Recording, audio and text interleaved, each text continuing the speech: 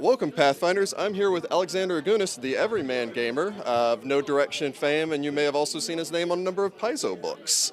If you read any of those, which I imagine you do, if you're on this channel. So, Alex, it's probably a stupid question. How many PaizoCons is this for you so far? This is actually only my third. Only your third? Yep. Wow. My first one was 3 years ago. I didn't go last year because my sister graduated college, and I'm, there for the family. Yeah, congratulations. Yeah. I didn't come last year because I got married. That's the equally good reason. There for the family. Yeah. So, but I'm here again this year on Force. I felt like this is a year you kind of had to be at PaizoCon. Yeah. With the whole Pathfinder 2e stuff. Speaking of, I'm assuming that you've gotten a chance to play. I did. I played in one of Linda Zayas Palmer's delves. All right. And what do you think about it? It is remarkable how much like Pathfinder it feels. Despite all the rules and mechanics being simplified and different, it feels exactly like Pathfinder. I play a lot of Pathfinder Society, so walking away from that, I was like, yeah, I felt like I played a Pathfinder game. This was pretty cool. So, and I can ask you this question because you'll probably have unique insight for this. How do you feel that is taken from Starfinder, or Starfinder is taken from it? Well, one of the things you see a lot of small subsystems that are definitely parallel. 2E uses the bulk system, which is great. I love bulk. I very much enjoyed that so far. But honestly, it looks like player-facing, there isn't a lot of stuff that the system grabs. I didn't see a whole lot that I was like, oh yeah, that's totally Starfinder. I was in a panel where they were talking item level is a thing in Pathfinder 2e. So yeah, I noticed that when I heard something like a legendary sword is like a 15th level item or something. Yeah, that's exactly. Honestly, I think that's a good thing. It's helpful for us to be able to rank what power level different things are, and that way we can price around it. And I know I've heard a lot of people say, oh, well, it's too much like a Japanese video game or whatever to have all these levels, but I think that in the long run it adds to the play experience. I think that the Starfinder iteration has some issues, and I'm hoping that they'll be ironed out through playtest work. Well, and it's also kind of that joking thing of people going into the wizard and going, it's like, oh, I don't know how to roleplay saying I want this +2 sword to be +3 now. Yeah. So. Well, I think if they have those tags, like expert items are this level, and then master items are this level. So if that's how it works, right, then you have this in-game word. I want a master quality sword, and that master quality sword is item level 15 to the player. But in-game, they're not going to call it item level 15. Yeah. So I'm looking for the best blacksmith around here. Yeah, and I think that's an important distinction that the game is making. Awesome. So you, of course, have a lot of experience developing rules, mechanics, and everything else. What is the mechanic that you are the most excited about with the new system? Wow, that's a loaded question. Yeah, that's really tough because there's a lot of cool stuff that I've seen.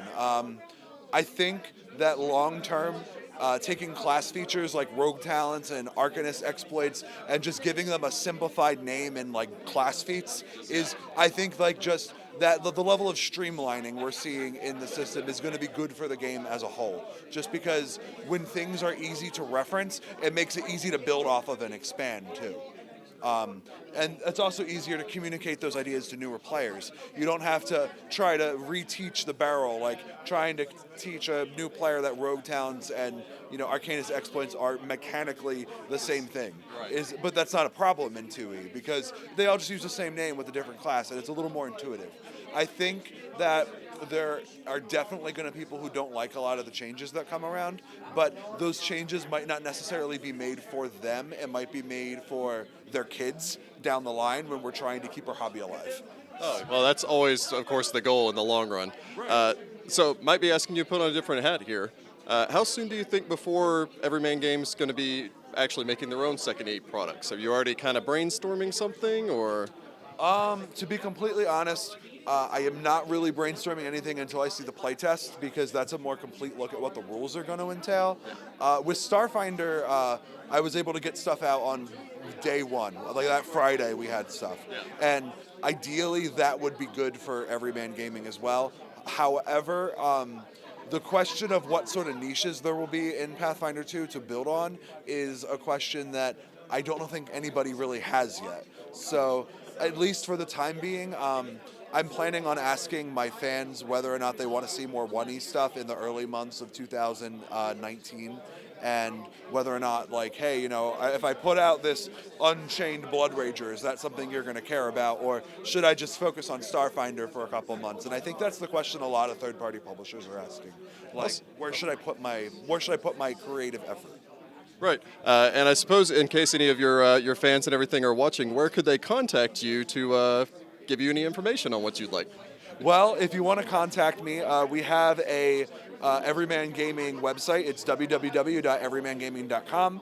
That site has links to our Facebook group and our Twitter handle, so it's everything's in one easy place. There's a contact me where, like, if you really want me to know and you want to email it to my company email address, you certainly can, but I check all of those places pretty regularly.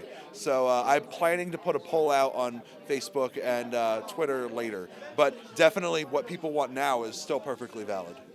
Awesome. Well, so this was Alexander Augunas, the Everyman Gamer of No Direction and Everyman Gamer fame. So go and check them out on NoDirectionPodcast.com, as well as No Direction Beyond, which I believe you're one of the primary hosts on. I am one of the 3 co-hosts of the No Direction Beyond podcast. We specialize in Starfinder. Our last episode, I believe, was the Solarian. So that kind of dates this, but you already knew when this was because it's you've mentioned it's the eve of the banquet, right? Yes, it is the eve of the banquet. By the way, are you looking forward to any of the announcements from the banquet? So I'm expecting that we'll see more in news on how Pathfinder 2e actually works. I think we're also going to get a glimpse at what other things they're going to be putting out to support 2e at Gen Con. That's traditionally what they've done. They usually announce Gen Con stuff at the PaizoCons. So there was definitely something in the in one of the earlier seminars today that I personally had predicted, but I don't know if I can say yet, so I'll keep it to myself until it's announced on their Twitch. I believe I was there, so I think I know the announcement you were talking about. So, book, right? Oh yeah. Yeah, the other book. There you go. I mean, this isn't live, right? No. Yeah, so since you guys aren't live, I don't really care. They're coming out with the Bestiary is coming out at the same time. Yeah. So there you go. I saved you the Google search. Oh, yeah. So there you go, guys, and until next time, good luck, Pathfinders.